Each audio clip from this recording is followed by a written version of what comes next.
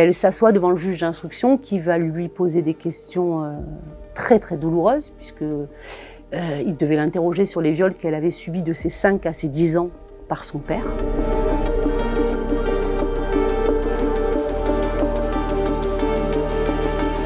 Sur le banc des accusés, il y avait Monsieur Tout-le-Monde.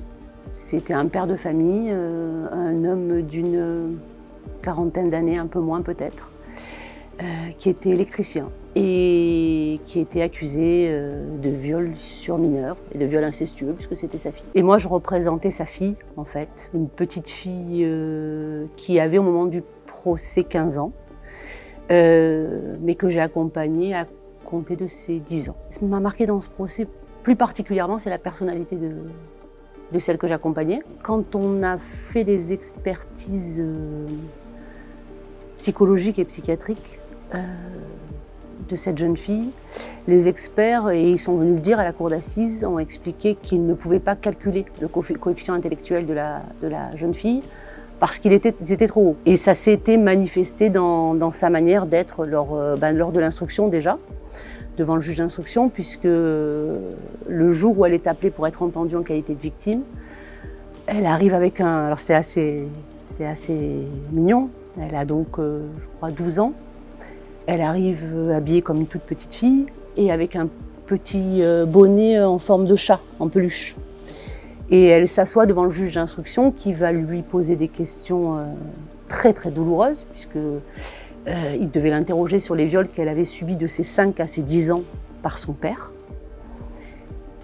Et en fait, les réponses n'étaient pas du tout les réponses d'une enfant, mais c'était les réponses d'une personne qui avait la capacité de réfléchir les actes qu'elle avait subis et de les analyser à la lueur de l'auteur, à la lueur de celui qui allait se présenter devant le box devant nous. Quand c'est quelqu'un de cet âge-là qui pose ce qui pourrait être de l'ordre du diagnostic, c'est spectaculaire et c'était marquant parce que quand il faut ensuite prendre la parole pour cette personne-là, il faut être vraiment à la hauteur parce que il n'y